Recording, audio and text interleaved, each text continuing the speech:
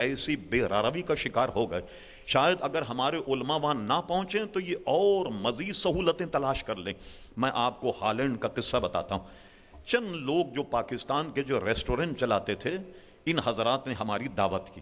سچی بات ہے، میں نے دعوت تو قبول نہیں کی، میں نے کہا میں صرف آن کر چائے پیوں گا۔ کہ ٹھیک ہے چائے، یہ سب جمع ہو گئے۔ جمع ہونے کے بعد انہوں نے اپنے مسائل شروع کر دیے۔ بھئی مولانا آپ جتنی سختی کرتے نا یہاں تو ممکن نہیں ہے اس پر عمل۔ اب خود بتائیے، میرے سامنے مسلمانوں نے اعتراف کیا کہ جب دوپہر کے کھانے کا وقت ہوتا ہے تو رش اتنا ہوتا کہ آپ سمجھیں کہ مچھلی کو الگ تلا جائے، خنزیر کو الگ تلا جائے، مرغی کو الگ تلا جائے الگ۔ بھئی یہ کام ہم سے نہیں ہو سکتا، ہم تو سب ایک ہی ہنڈیا میں تل دیتے۔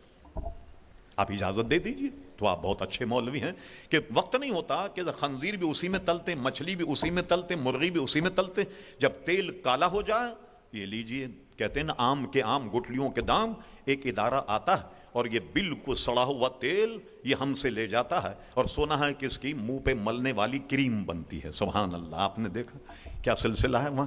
یعنی کوئی ہر چیز میں عزیزان گرامی، بعض مسلم جو ہماری سوسائٹی، انہوں نے باضابطہ ایک لسٹ چھاپی جو میرے پاس بھی موجود ہے، اس میں کچھ کوڈ نمبر، یہ نمبر اگر آپ دوائیوں پر دیکھیں تو اس کو استعمال نہیں کریں، کھانے پینے کی چیزوں پر دیکھیں ان کو استعمال نہیں کریں۔ بڑی تک و دو کے بعد انہوں نے یہ سارے نام لی، اور بڑی بڑی سوسائٹیوں نے بڑی بڑی کتابیں چھاپیں کہ یہ چیزیں جو ہیں وہ مسلمانوں کو نہیں کھانی چاہیے۔ کھانے پینے بھی وہاں مسلمانوں کو احتیاط برتنا چاہیے، مگر یہ بات وہاں کہی جائے تو لوگوں کو یہ بات جو ہے محترم حضرات پسند نہیں آتی۔ بہرحال ان نامساعد حالات میں وہاں کا دورہ کرنا، وہاں کی تبلیغ اور وہاں کے مسلمانوں کو مطمئن کرنا، یہ بہت بڑا کام ہے۔ اس کی وجہ کیا ہے کہ یہاں کے مسلمان ہیں جو حضرت مولانا بڑے آداب اور اس سے گفتگو کرتے، مگر وہاں کے لوگ جو ہیں بالکل کھڑی گفتگو کر دیتے برجستہ، ٹھیک، جب کوئی لحاظ مروت وہاں نہیں۔ سب سے بڑا مسئلہ وہ آداب جو ہم بر صغیر مسلمانوں میں میلاد کے اعتبار سے ہیں، کوئی چیز ان میں نہیں پائی جاتی۔ مسجد میں بیٹھتے ہیں تو دونوں پیر آپ کے منہ کی طرف کر کے بیٹھتے ہیں، آپ کو آئینہ دکھاتے ہوئے۔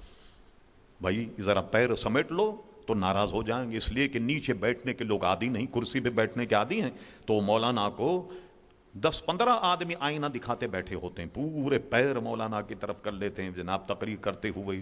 یہ بے شمار وہاں بیماریاں ہیں۔ اب اس میں ضرورت کس بات کی ہے؟ اس کو مؤثر کیسے بنایا جائے؟ تجاویز تو دی جا سکتی ہیں، اس پر عمل یہ تقریباً ناممکن ہے۔ مثال کے طور پر ہالینڈ میں اگر تبلیغ کی جائے تو کوئی وہاں کے نوجوان کو ٹرین کر کے آپ بھیجیں جو ڈچ میں ان سے گفتگو کرے، اچھا وہاں تو 1-2 گھنٹے کے بعد زبان بدل جائے گی۔ آپ جرمنی سے نکلے بیلجیم پہنچے 2 گھنٹے میں، پتہ چلا کہ وہاں کی زبان کچھ اور ہے، وہاں سے نکل کر 2 گھنٹے میں فرانس پہنچے، وہاں کی زبان اور، ادھر آ جائیں جرمنی، یہاں کی زبان اور ہے۔ تو یہ اس وقت صحیح ہوگا کہ وہاں کے مقامی جو طلبہ وہ اصل میں ہمارے اداروں میں آئیں اور پڑھ کر جائیں اور اپنی بولی میں وہاں تبلیغ کریں، شاید ہم سے زیادہ وہ مؤثر ہوگا۔ لیکن ایسے ادارے کہاں کی؟ ہم نے کوشش کی اپنے احباب کے ذریعے سے، تو ڈربن میں جوہانسبرگ سے تقریباً 4 گھنٹے کی مسافت پر ایک علاقہ جس کو لیڈی اسمتھ کہتے، وہاں ایک دارالعلوم غریب نواز کے نام سے ماشاءاللہ معرض وجود میں آیا۔ وہاں رہائشی طلبہ بھی ہیں اور نہایت ہی انگریزی وضع کے ساتھ ان کو سارا کورس پڑھایا جاتا، انگریزی میں پڑھایا جاتا، اردو بھی پڑھائی جاتی، اور وہاں رہائشی مدرسہ بھی۔ تو یورپ اور امریکہ میں کوئی صاحب کہتے ہیں بھئی ایسا مدرسہ بتائیے کہ جو ہمارے مطلب کا ہو، جس میں ہماری طرح یہاں آسائش وغیرہ ہوں، ہم اس کا نام پرپوز کرتے ہیں کہ آپ جائیے سب ڈربن، کھانے پینے کے انتظام اہتمام بھی ہے، اور درس نظامی، اور اہل سنت جماعت کے وہاں علماء، وہاں کے شیخ الحدیث بہت بڑے عالم دین ہیں جو کسی زمانے میں جامعہ اشرفیہ میں پڑھاتے تھے، مولانا افتخار احمد صاحب، وہ وہاں دور حدیث پڑھاتے ہیں، اور ہندوستان کے کئی علماء وہاں افتاء کی گویا مسند پر، تدریس کے مسند پر قائم ہیں، جو رات دن وہاں کے لوگوں کو کوشش کر کے پڑھا رہے ہیں۔ اس سے کیا ہوگا کہ جن علاقوں میں جو بولیاں بولی جاتی ہیں عزیزان گرامی، تو ان کو پڑھانے کے بعد وہ اپنے اپنے شہروں میں جا کر اس بولی میں تقریر کریں، وہ شاید ہم سے زیادہ مؤثر ہوگی.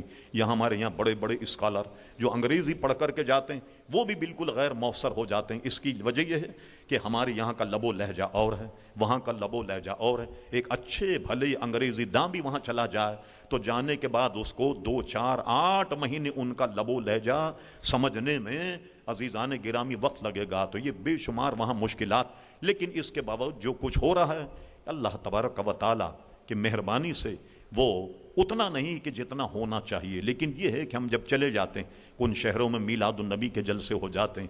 آپ ہمارے خواجہ قمر صاحب سے پوچھئے کہ شاید اتنا کھلا اور بڑا جلسہ کبھی 11ویں شریف کا ٹورنٹو میں نہیں ہوا جتنا گزشتہ سال ہوا تھا. اتنا بڑا جلسہ تھا 11ویں شریف کا، اور لوگ کہہ رہے تھے بھائی ہم اپنے باپ اور نانا کے زمانے میں سنتے تھے 11ویں شریف کیسی ہوتی ہے، اور آج ہم نے دیکھا ہے کہ 11ویں شریف کا جلسہ اور حضور غوث اعظم رضی اللہ عنہ کی فضیلت بیان کی جا رہی.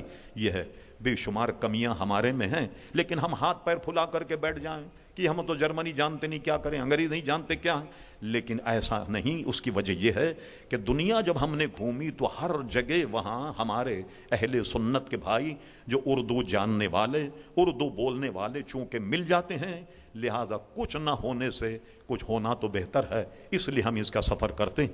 کیا ہم نے تیر مارا اور کیا وہاں کرتے ہیں، یہ تو کچھ بھی نہیں. بہرحال کچھ یہاں کراچی کے طریقے سے بہت شاندار قسم کے جلسے ہو جاتے ہیں. سب سے بڑا پروگرام امریکہ میں ہیوسٹن میں ہوتا، جس میں شرکت کرنے والوں کی تعداد میلاد النبی کانفرنس میں تقریباً 2,500 اور 3,000 ہوتی. یہ امریکہ کی سرزمین پر بہت بڑا عزیزان گرامی جلسہ. اور دوسری صورت شکاگو کی کہ وہاں بھی جب بڑے جلسے ہوتے ہیں 1,000-1,200 افراد جو ہیں وہ ہو جاتے. اسی طریقے سے کیلیفورنیا لاس اینجلس میں جو 3 پروگرام ہم کرتے ہیں ہفتے میں، جمعہ، ہفتہ اور اتوار، ایک پروگرام وہاں بھرپور ہوتا ہے ہمارے پاکستانی حضرات کراتے ہیں، جس میں تقریباً 1,200، 1,500 افراد خواتین و حضرات وہاں ہوتے ہیں. بہرحال یہ بھی ایک کامیابی ہے.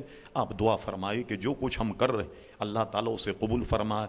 جو ہمارے اندر کوتاہیاں ہیں، جو کمی ہے، اللہ تبارک و تعالیٰ اسے دور فرمائے. میں اپنے قائدین کی موجودگی میں بہت کچھ بول گیا. وما علینا الا البلاغ.